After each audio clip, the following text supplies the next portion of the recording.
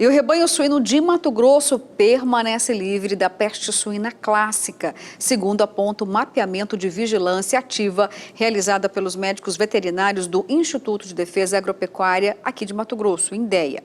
Pelo trabalho realizado em 101 municípios nos meses de abril e maio, foi possível confirmar a ausência da doença altamente infecciosa, que não oferece riscos aos humanos, mas é mortal aos suínos, principalmente os domésticos. Para falar sobre esse assunto aqui no nosso Papo com Café de hoje, eu vou conversar com Daniela Schettino, que é médica veterinária responsável pelo Programa Estadual de Sanidade Suína, também do INDEA.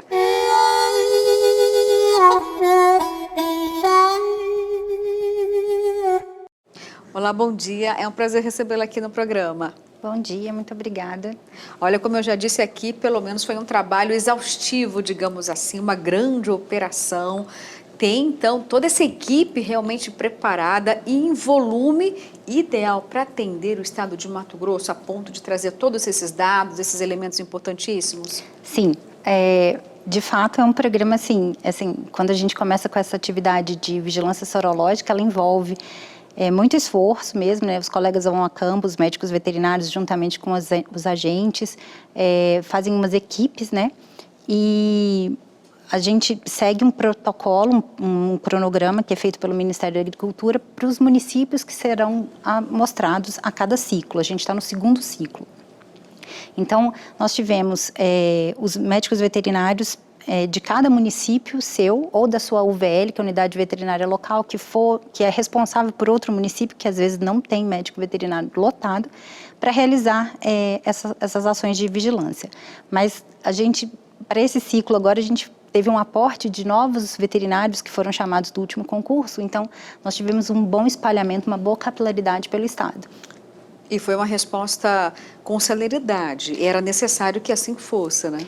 Então, nós fizemos, não era atropelado, a ação de vigilância ela foi programada para ocorrer entre abril e maio desse primeiro semestre, né? Que seria do segundo ciclo. Então, neste intervalo, os colegas tinham a tarefa para realizar. Então, assim, por que a gente também não queria tudo muito em cima? Todo mundo vai coletar hoje, porque a ideia é que a gente consiga fazer um espalhamento dessa vigilância. Por quê? Porque qual que é a intenção dela? É de detectar a doença. Então, assim, se eu concentro todas as ações num único mês, num único dia, se a doença entrar no dia seguinte ou daqui a uma semana, eu não consigo captar essa informação. Então, a ideia é que ela seja quanto mais espalhada possível. Então, a gente fez para até acomodar também para as outras atividades nossas do INDEA. Então, nós organizamos neste período, entre abril e maio.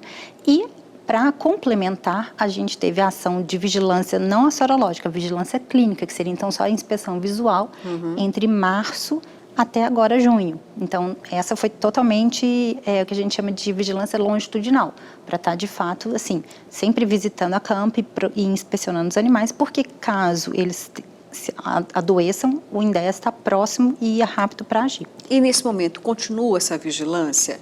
Sim, essa daí a gente fez porque como Mato Grosso faz parte dos estados que compõem a zona livre de peste suína clássica, então a gente tem algumas tarefas para demonstrar que nós não temos atividade viral. E uma delas é esse atendimento ao plano integrado de vigilância clínica e sorológica. Mas o INDEA também trabalha, além disso, ele complementa, ele não fica só com essa vigilância. Então, nós temos a nossa vigilância ativa, que é a nossa busca ativa, para estar vendo não só as doenças para os suínos, mas dos outros animais também. Então, assim, focando principalmente nas doenças de notificação obrigatória. Então, peste suína clássica, africana, febre aftosa, influenza aviária, todas as outras doenças que afetam as outras espécies também. E como que essa doença geralmente é introduzida, então, infelizmente? Por que acontece? Então, principalmente assim, o modo de introdução de doença da peste suína clássica, ela se dá principalmente de dois modos, que seria a movimentação do animal infectado, então trazendo o animal doente para cá, e através do consumo de um descarte irregular, por exemplo, de restos de alimento contaminados. Que, por exemplo, hoje a gente sabe que no Brasil a gente tem o Nordeste, ou a região norte do país, ela faz parte da zona não livre. A gente tem focos ativos de peste suína clássica no Nordeste, que reagudizou em 2018, até ano passado, em setembro do ano passado, ainda estava tendo notificação de foco no Piauí. Então, assim, o foco está ativo por lá, né? Então, por exemplo, uma pessoa foi lá, comprou, como você mesmo falou, é uma doença que não tem, ela não adoece o homem se ele comer, não é uma zoonose e tal. Então, o que acontece? Ele trouxe um salame contaminado, ou um presunto contaminado. Por quê? Porque esse vírus ele é muito resistente. Então, os sais de cura, de defumação, esses processamentos, eles não inativam não são o vírus. suficientes para desativar o vírus? Não. Então, assim, aí ele vem com esse produto que está contaminado. Aí ele pega, descarta, que dá resto de alimento para o suíno. Então, esse é o perigo maior que eu vejo hoje, em termos de introdução. Porque daí, não faz um tratamento térmico para poder inativar. Então, assim, a gente tem até uma portaria agora nova, que foi publicada deve ter um mês, já obrigando que os produtores de suínos, que seja para subsistência, se eles fornecem alimentos, né, restos de alimentos para suínos, eles têm que estar fazendo esse tratamento térmico, que é de, no mínimo, elevar essa temperatura desse resto, assim, a temperatura de fervura. Então, 100 graus com agitação constante por 1 hora. E quais são os principais sintomas, então, quando a peste suína está presente, esse daí, está circulante? Assim, é interessante porque é uma doença que ela pode iniciar inespecífica, com sintomas inespecíficos, como febre, inapetência, para de comer, mortalidade. Então, assim, a mortalidade seria o principal sinal para despertar a atenção do produtor, desperta né? a atenção. Mas eu digo assim que antes da mortalidade, se você observar, por exemplo, os suínos amontoados, que é sinal de febre, é para chamar o INDEA mais rápido. Por quê? Porque dali a gente já pode nortear. Porque clinicamente é até interessante, assim, a gente tem sintomas, por exemplo, de áreas de hemorragia na pele, né? Então, hemorragias cutâneas, a cianose, que é a área azulada de ponta de orelha, nos membros. Mas isso, às vezes, assim, se o animal tem uma pele escura, você não consegue notar. Mas ele vai notar que o animal está o quê? Com febre. Então, ele parou de comer. Então, alguma coisa está errada. Então, chama o INDEA, que o INDEA vai ver e vai fazer todo o atendimento. Então, assim, o mais rápido possível. E, por exemplo, a gente tem aí a peste suína africana, que agora já está no Haiti, né? Então, assim, já tem hoje em todos os continentes. Ela, clinicamente, também não se diferencia da peste suína clássica. Você só consegue o diagnóstico através do diagnóstico laboratorial. Então, assim, são vários fatores que, clinicamente, ele vai te dar um indício que, tipo assim, não, eu fundamentei a minha suspeita e agora eu vou ter o aparato laboratorial, vou mandar para o LFDA, que é o Laboratório Federal de Defesa Agropecuária do Ministério da Agricultura, para ele validar se é ou não.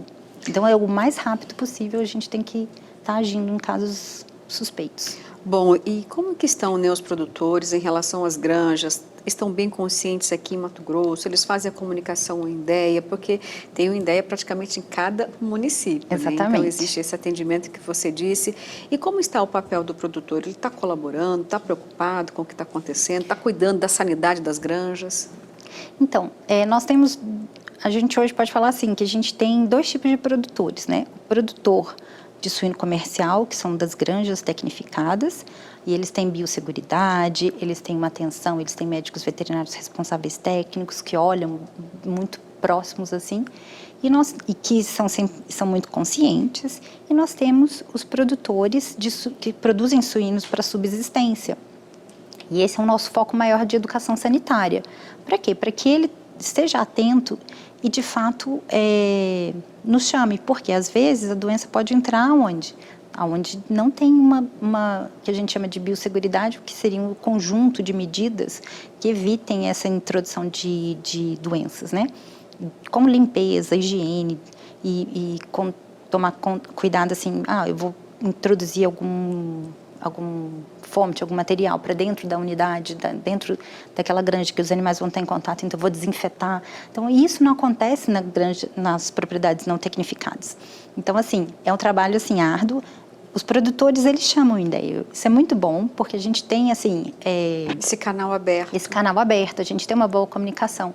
E essa capilaridade de estar presente em vários municípios, isso ajuda bastante, né? Mas, assim, tem que estar sempre atento. É o trabalho de sempre, não só ser o fiscalizador, né? O colega veterinário, quando está a campo, ele orienta também. E ele vê e está sempre trazendo o produtor para estar... como um parceiro mesmo. Até porque é grande o número de produtores que tem lá, né, uma granjinha para subsistência, né? Então, de fato, traz uma certa preocupação, fica sempre em alerta. Exatamente. E, assim, principalmente, assim, ter atenção a não ficar dando o resto de comida sem esse tratamento térmico, porque ele vai evitar não só essas doenças de notificação obrigatória que a gente está falando aqui, mas também doenças da produção.